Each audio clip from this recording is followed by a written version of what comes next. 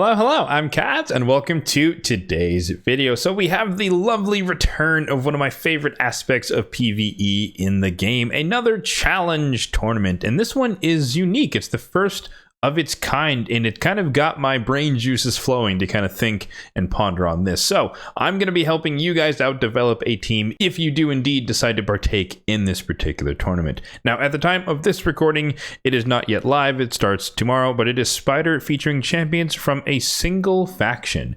So normally they kind of restrict you to a faction or group of factions, but in this case, you restrict yourself to a faction. So you get to pick any of the, well, 16, but probably not going to run as Cassandra. So let's say 15. Any of the 15 factions, you could pick champions from that one faction and then create a team to handle the Spider at your respective level. And there are a couple of factions that we'll talk about that are much better suited for this.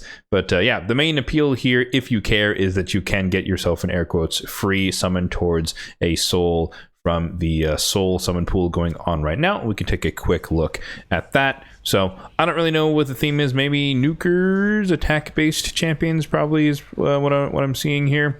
But yeah, you know, depends who you have. I always say that these aren't really worth all that much, but for me personally, because it's a challenge tournament, I like to do challenge tournaments, so I'll just see what happens. But I wouldn't mind getting, you know, like a Nishak 5-star would be great, an Arnorn upgrade would be great. Crocat already got his. My Rotos is 6-star. Fenax, I think for me is 5-star, so I would take a 6-star, but yeah, I'm not going to go through all of them, but you get the idea. It could be useful. Most likely you'll end up walking away with a 1-star for a champion you don't have, but nonetheless, the possibility is always there. So normally I would spend some time talking about the tournament itself, but like I said, at the time of this recording, it's not yet live, but I will give my standard kind of a preface when it comes to these. Always make sure to check your group and see if it's active. If there's, you know, a bunch of people at 5,000 points in the first hour, all right, maybe it's not worth competing. But if everyone's still sitting at 0, you know, a day in or something, then you just take a shot and try to put together a team and see if you can snag some first place wins. And thus you can get, you know, relic crafting materials. You can get some relentless gear depending upon how well you do. So just always check is what I always recommend for people. And if I had to guess, I would say this is probably going to go on for 2 days. Maybe 3, I'm not really sure. Once again, it's not live, but we'll see. But yeah, that's kind of my preamble recommendation when it comes to these challenge tournaments. So now let's hop over to the Spider's Den, the dungeon itself, and talk about the best stages to farm. When it comes to challenge tournaments, I always recommend that you at least start on normal mode, depending upon the difficulty of the champion, the difficulty of the restrictions. In this case, you can kind of get decent compositions depending upon who you're planning to run. So you could definitely venture into hard mode because Spider is one of the easier dungeons once you're a little bit more established in the game. But anyways, some of the best stages to farm on normal mode. Stage 25 gives you the best quality gear. Stage 20 is the most efficient stage in terms of points per energy, so it's still a good one if you just want to spend the least amount of energy to get the most air quotes bang for your buck. And then stage 16 is always kind of the easier way to go about it. It's not Void Affinity for Spider, it's Spirit Affinity, but still it's a lot easier, and you can kind of just AoE the Spiderlings, kill them, and then kill the Spider with AoEs as well. So you can just employ a lot easier strategies when it comes to running lower level Spider. And then if you were to venture into hard mode, of course, the crown jewel would be as hard mode stage 10 for the best gear. But as we'll see a bit later, stage 6 is definitely viable as well if you want to focus a little bit on or improve the gear quality, but also have a relatively easier time again, depending upon your strategy and your capabilities of the champions on your account. So let's start with the normal mode team that I have to showcase for you guys. And it is a very, very basic all demon spawn team. And of course, you eyes might go straight to the legendary, but this could be a Koth Seared if you wanted to run him in the slot. So you just need an AoE HP burn champion. We're running Achak the Wenderin for AoE freeze to control the Spiderlings. We're running Skimfos, Void Epic, notably, but still an Epic because he has a turn meter steal. I always like to mention him. Oops, there we go. I always like to mention him because I feel like he's underrated for these types of things, but challenge tournaments are where he shines for me, but he has 100% turn meter steal if he's critical, or if his attack is critical, so you just build him 100% crit rate. And then as a safety net, just because this team is not super squishy, but bad RNG can lead to the run taking longer, so Dur the Hunger is in there just in case anyone happens to get low. He's constantly healing the team. So let's go ahead and run this team. It's pretty straightforward. This is essentially a tank and burn strategy, and we're just having the fortune of being able to employ a full demon spawn team to make that happen. If you build enough survivability ability on the team, you can just duo with a HP burn champion, i.e. Akoth the Seared or Tyrant Ixelmore in this case, and Achak the Wenderin. But if you want a little bit more safety, then you throw in the Skimfos to control the spider, and then you can throw in, you know, if you have a Duchess. I don't have a Duchess, unfortunately, but Dur the Hunger, it works just fine as far as being that just in case of emergency revive champion, just because we do have a lot of RNG on this squad, whether or not we actually keep the turn meter down. So we stole some turn meter there. Looks like we didn't steal anything, but the spider's turn meter is just that high compared to all the minions. And so, yeah, he definitely stole a lot there. And okay, we killed them all, which is great timing. I think the spider's going to get her turn here, hopefully. Ooh, not quite. A little too soon there, or a little too late, I guess. We got some spider spawns, but it's fine. Or she healed a decent amount, but it's not the end of the world. This is, like I said, this is a tank and burn strategy, so it is going to be on the slower side. That's just the nature of this style of team. There's not really much you can do about that. But like I said, you know, also because we have 4 members of this squad, it is going to be inherently slower just because of animation. So just keep that in mind. It will run faster, albeit a bit more dangerous to just run the duo. But yeah, just things to consider. In terms of AI overrides here, I think I did turn off Tyrant's ally protection ability. We just don't really need it in this situation, and he's also more likely to die, especially when the spider gets, if the spider gets off an AoE. And then Achak the Wenderin, we turn off his block debuffs ability, just because we want him to spam AoE freeze as much as possible there. So yeah, slow and steady, but just about, you know, it's somewhere between 90 seconds and 2 minutes depending upon RNG, but this is an all demon spawn squad. So that's one idea as far as taking down this challenge. The team I'm going to be running, though, however, is on hard mode stage 6, and this is a very, very cool, at least in my opinion, I think so, but this is a very cool Knights Revenant only team. So we have Whisper in the lead for her lovely attack aura, and she's going to be doing Whisper things against the spider, which is a boss, of course, and extra damage from her passive and just a lot of damage in general. She should top the charts. Maybe with the AoE HP burn from Drang, she might they might give him a run for his money, but we do have AoE HP burn, notably irresistible from Drang, so we don't have to worry about accuracy on him. We have Theodore in there to activate said burns. We have Tomb Lord in there primarily for the debuffing capabilities, decreased defense, so that that's half of what Whisper needs to kind of pop off. And then, believe it or not, we're bringing in the Mad Hatter for his ally attack, but more importantly, the Hex and the Weaken, again, to supercharge our Whisper. So let's go ahead and see this team in action as well. It's quite interesting. I'm a little bit proud of myself, if you couldn't tell. But yeah, it's just very unique at best, or at worst. But so we start off, Tomb Lord goes first, we get the Hex out there, we get the Weaken, there's the ally attack, there's the burn, there's the activation, and then Whisper does damage to the boss, but because of the Hex out there from Mad Hatter, she also kills a bunch of the spiderlings, and then the spider gets her turn right there. Yep, she gets her turn there, and which is nice because there's only like 4 spiders alive, so we've done the bulk of the damage already, and now at this point we're probably not going to cycle back around to a full cycle of HP burn placing and activation, but the spider is low enough and we have 2 turns before she consumes again, so Whisper should be able to just kind of pop off here and take her out. Yep, extra turn, relentless set doing work, and GG's. There we go, 52 seconds. So fairly reliable team, and this is just the one that I'm going to be running for the purpose of the tournament once it starts to go live tomorrow. So as usual, let's take a quick look at the champions featured on these 2 teams. I doubt you're necessarily going to have all the champions to copy these teams. Maybe the demon spawn ones you could probably copy, but just, you know, for transparency as always. So starting off with Dur the Hungerer, who's just kind of built in a faction wars mode here with some immortal, some resilience, some speed, and some protection, just focusing on speed, defensive stats, and some resistance as well, because of course your Reviver Cleanser champion can't be CC'd, or shouldn't be CC'd, otherwise they're not really going to be able to do their job. So 68,000 on the HP, 3,400 on the defense, 248 on the speed, 443 on the resistance. And then he has no relic, because he's just, like I said, a Faction Wars-esque champion. He is fully booked because he's an epic. I have the Nourish Blessing on him, which does improve the potency of his continuous heals, which he does place on his A2. And then no masteries, because like I said, he is a PvE exclusive champion, faction wars type stuff, and I don't really care all that much about his full optimization, so to speak. And you'll note that a lot of his gear is level 12, so it works well enough, but I just haven't needed to take it all the way out to 16.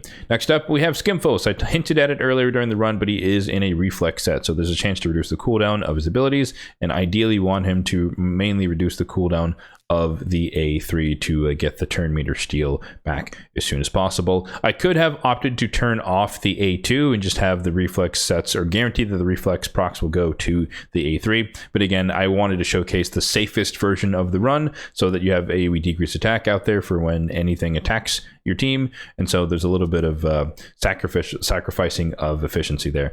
There's the relic. You can see just a turn meter reduction effects boosted by 50%, which synergizes with his turn meter steal.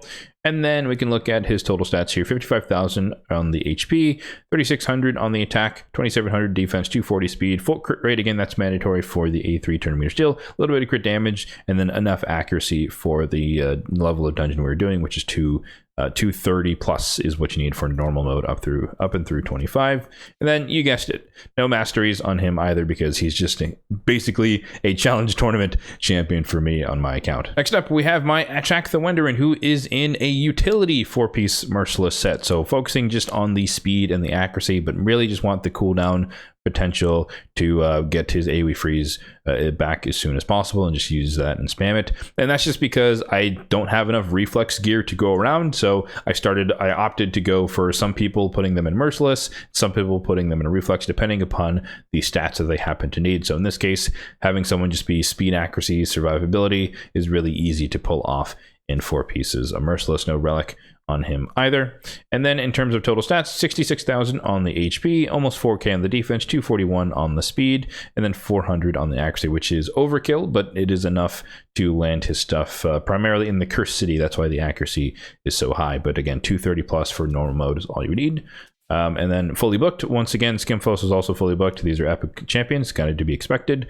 Cruelty on the blessing. He does do a lot of, or he's going to spam his AoE a lot, so we just get a little bit of decreased defense from that. I guess I forgot to mention the relic on Skimfos. Sometimes he comes into play for Fire Knight variations of challenge tournament, so I opted for Phantom Touch, double hitter on the A1, synergizes well with that. And then Achak does have some masteries done, because way back in the day, I basically used to run that tank and burn strategy for my normal spider team, maybe I guess 4 years ago now, but it was like a double cold heart with Achak, Tyrant, and something else, maybe a Renegade for the reset. I think it was something like that. But yeah, so that used to be the old team, and so because that was a primary PvE team at the time, he does have some partial masteries, as you can see their support and defense tree. Next up, we have, or last but not least for the Demon Spawn team, we do have Tyrant on my account. Again, this could be a Koth the Seared, but double perception and speed, so just kind of slap together gear. And the goal here was to have him be a super tank, and then have enough resistance to not get poisoned if you're running, because I tested it as a duo first, and then have enough accuracy to still land the burn. So 65,000 on the HP, 3,400 on the defense, 230 on the speed, and then 365 on the resistance. 350 plus is what you would want if you need him to resist stuff from the enemies, and then 278 on the accuracy. Again, 230 plus is all you need for normal mode. Notice that he is 5-star awakened, which I guess I forgot that was there, and he actually does not have a blessing or a relic equipped, because I don't really use the champion anymore. So maybe I should just put that on him, and that would give me a bunch of extra stats. But yeah, he is booked aside from one level in the A1, and same boat as Achak the Wenderin, because he used to be one of my quintessential PvE champions. I do have him masteried here, but yeah, coming down left hand side of the offense tree for War Master, and then focusing on most of the debuffing stuff on the support tree. Moving on to the Knights Revenant team. So this is Mad Hatter, who I don't really use that much, but he does have gear on from the one time I tested him out in the Hydra Clan Boston. He kind of disappointed me, unfortunately. I know a lot of people are big fans of him there, and no hate to the Mad Hatter crew, but for me, he just didn't do more damage than the existing team, and that's kind of pointless. Anyways, 4-piece Merciless is the build, and 2 pieces of Divine Speed. Total stats here: 72,000 on the HP, 3,600 on the defense, 272 on the speed, so pretty quick, and then 400 on the accuracy. So again, 350 plus is what you need for hard mode, so he does have enough for that. And again, his job is just to spam his abilities whenever he can. No relic on him. He's not really an important champion. He is fully booked. I did book him out for that Hydra test that I mentioned. And then for the blessing, because he does have the big AoE attack, I opted for cruelty just because, but I don't know if that's necessarily the best option. Then I gave him a little bit of masteries, but nothing crazy there. In terms of him, because again, he's just not that important, unfortunately, on my account. Next up, we have one of my favorite epics in the game, I have to admit. She grew on me over the years, but Whisper. I throw her into every single team that I possibly can because she's just that much fun. But yeah, Relentless and Cruel, and then 1 piece of Merciless for the extra attack. Long term, I do want to get her into 9-piece Merciless, but that's extremely difficult to do, so still kind of waiting for the gear pieces to show up to actually pull that off, but I digress. So 43,000 on the HP, 7.5k on the attack, 2,600 on the defense, 253 on the speed, 70%, 75% on the crit rate. You only need 70% because she provides herself with the increased crit rate. 319% on the crit damage, so stacked to the 9 as much as possible. And then I didn't really care about her accuracy or resistance.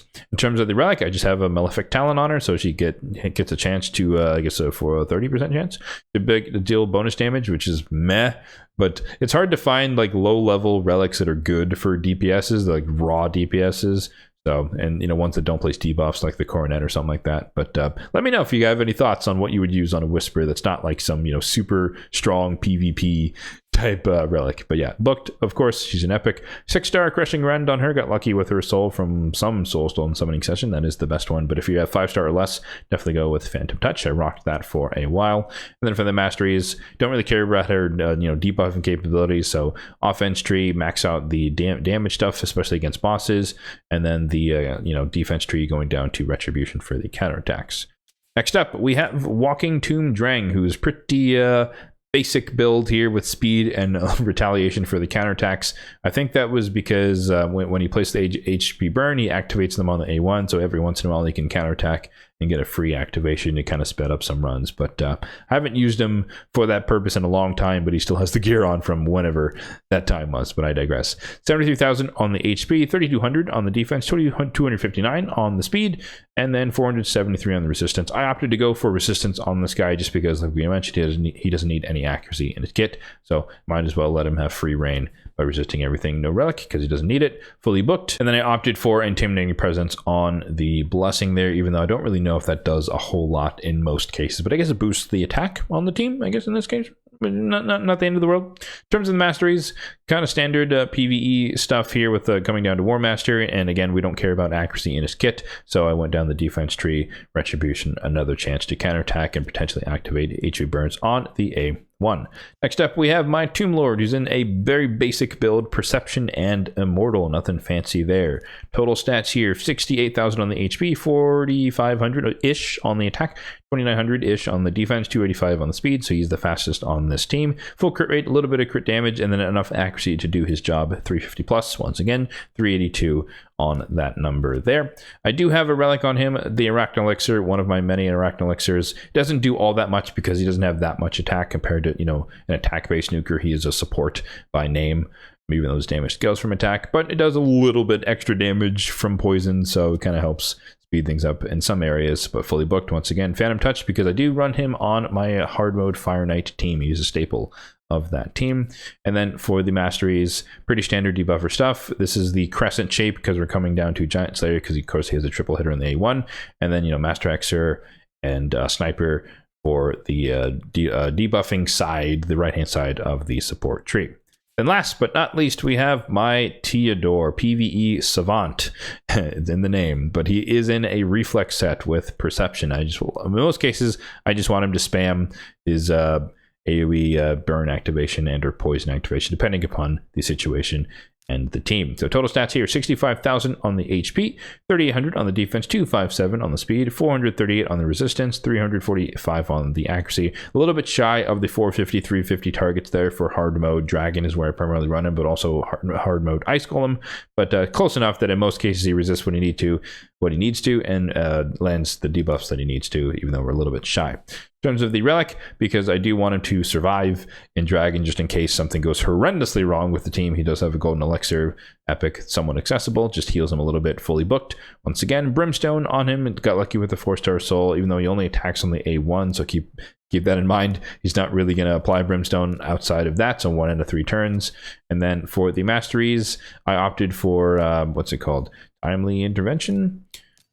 Or no, Oppressor. There we go. Oppressor. So he gets a little bit more turn meter fill rate when he places debuffs, and he does place a lot of debuffs for the course of a longer fight. So offense tree, or not the support tree mostly, and then a little bit of the defense tree as well. So those are my teams, at least the ones I came up with off the top of my head. But let's talk in general about how you would go about building a team for this particular tournament. As we kind of highlighted, the main things you're looking for spider teams are going to be HP burn activation, some sort of control, freeze, stun, etc.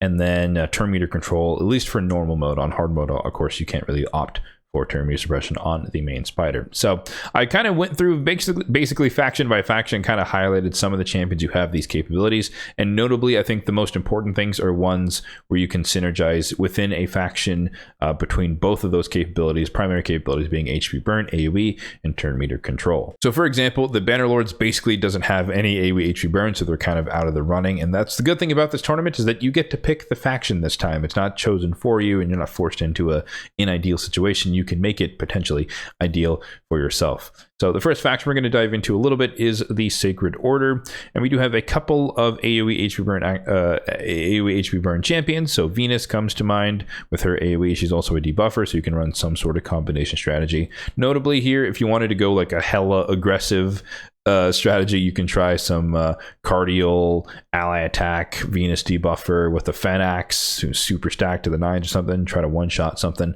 I'm sure it could be done for the Whales and Krakens, but for us normies, HP burn there, Venus or Mordecai, the more accessible version of that.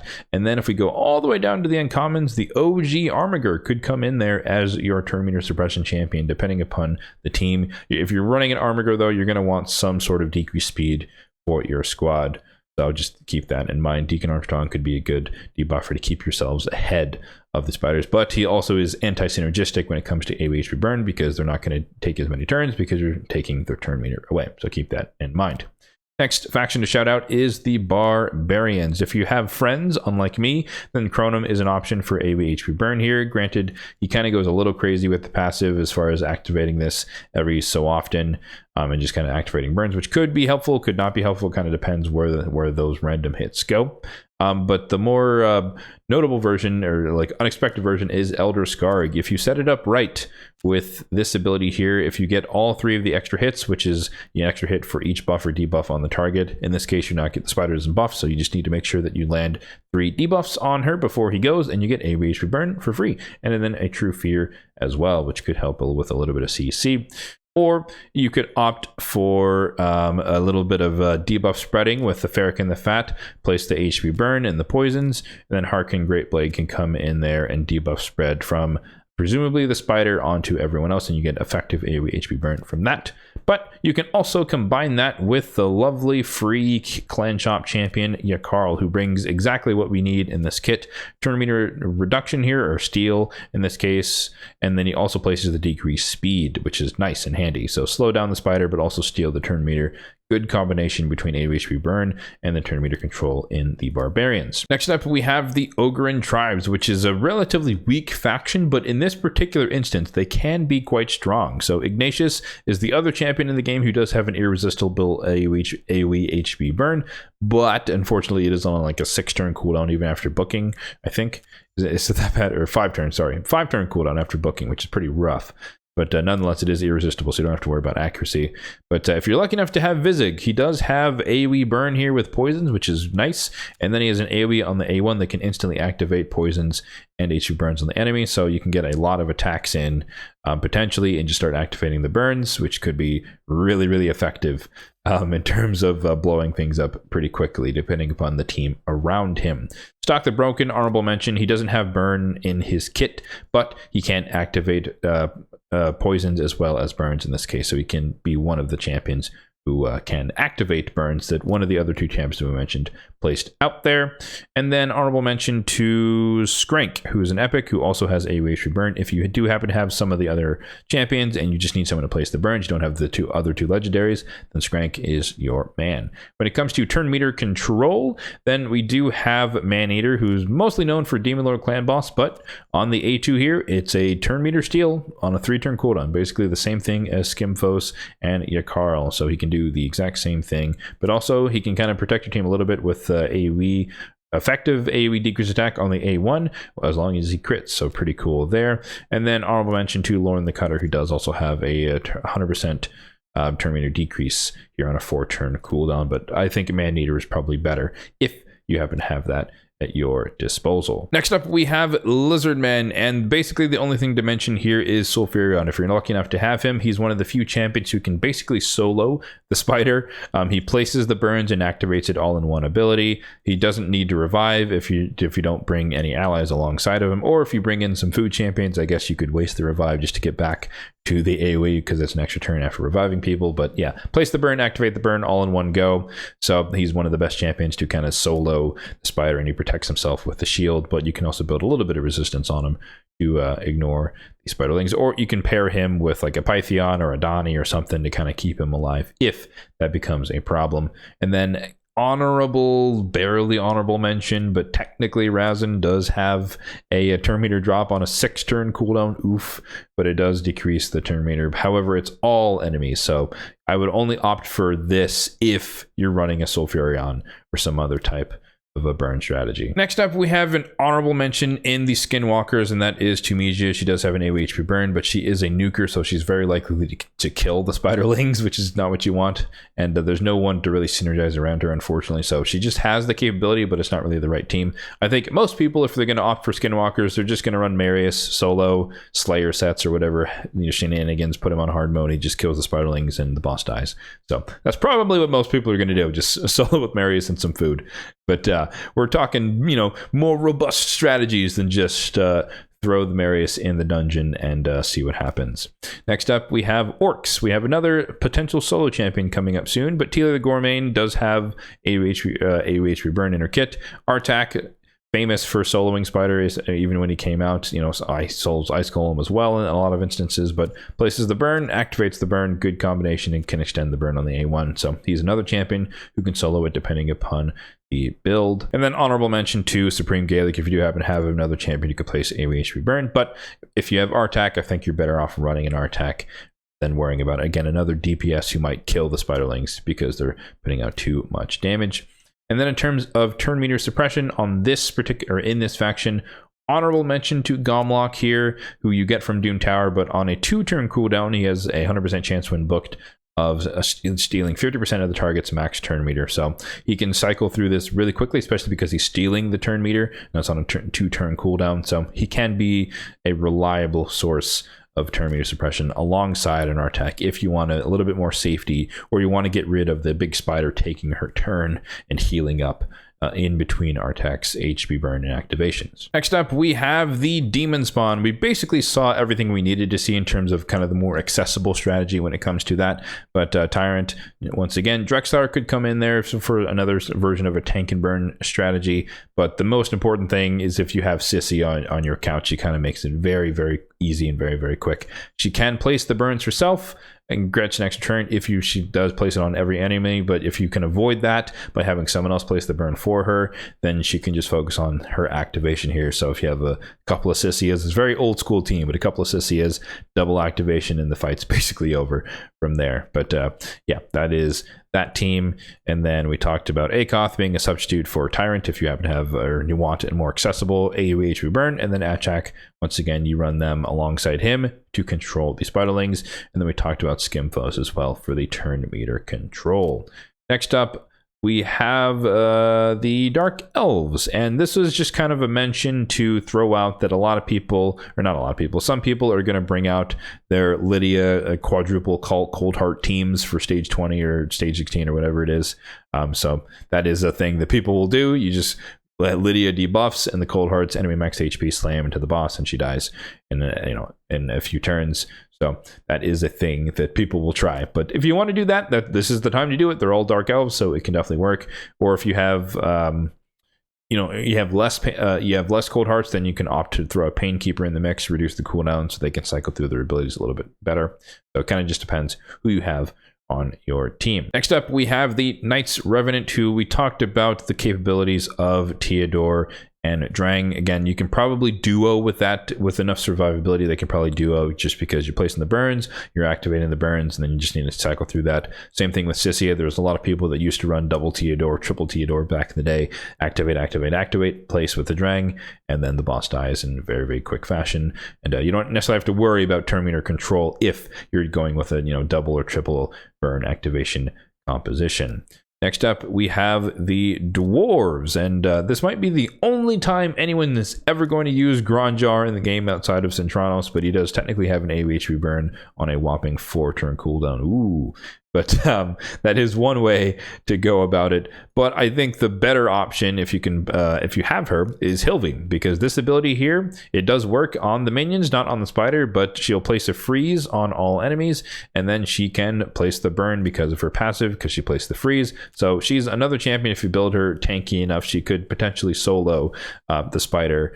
It's stage 20 or stage 25, etc., and just protect herself with the block damage if she needs it. Protect herself by CCing the minions and then getting the AoE HP burn from that. But as always, you can combine that with other forms of control. And so what comes to mind here, like Herndig has a single target turn meter depletion. However, it is also an AoE. So again, he might kill the spiderlings, which could be counterproductive. I think Osgrun can kind of work. I've yet to really see this guy in action, but I do think this ability here would bring the spider's turn meter down to 50% if it's high. I'm not exactly sure how that works with the boss's passive that reduces turn meter reduction effects.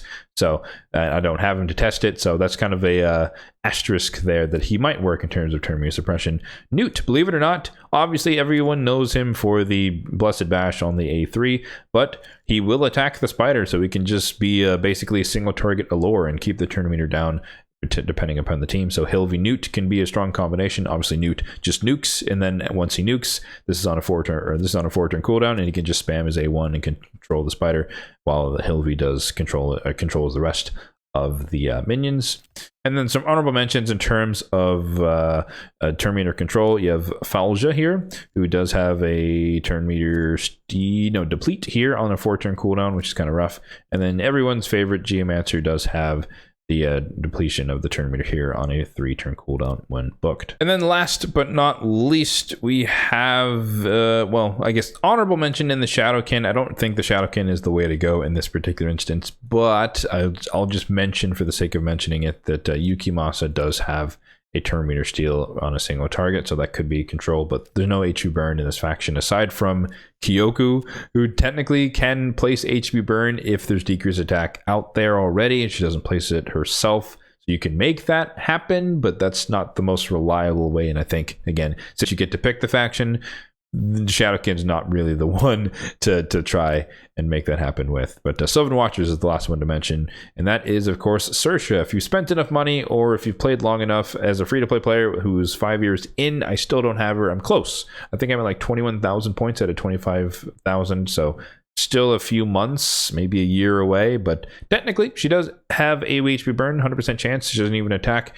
And then on her A1, she can increase the duration. And then on her passive, I think when she is attacked, she has a chance to activate burns. So she can, another champion who can potentially solo if you have her on your account and you want to run her alongside some food. So really quickly, I double checked my cheat sheet here, and I did forget to mention a couple of champions specifically for turn meter control. And one of them is kind of obvious, but for the barbarians, Armans. How did I forget Armans?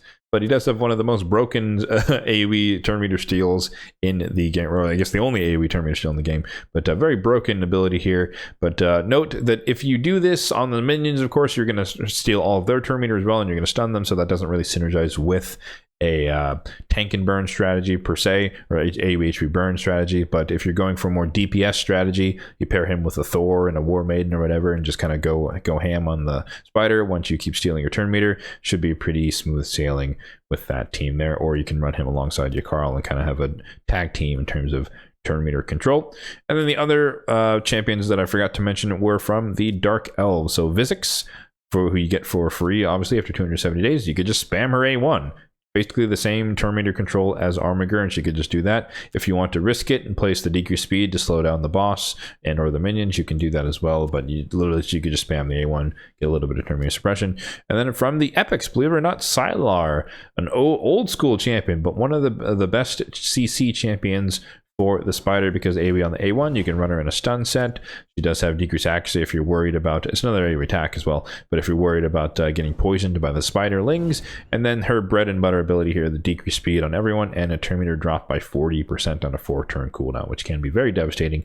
And I think she also has a speed, or not speed in fact grips, never mind, I thought it was speed in dungeons. But yeah, those three champions were the ones I forgot to mention from my list. So there you have it. That was probably a lot of info, but hopefully you got what you needed from it if you were looking to build a team for this particular iteration of Challenge Tournament. So pick the faction that has the champions that suit your account the best in terms of your capabilities relative to beating Spider, and then choose the stage that makes the most sense for you, based on those champions and what team you can put together.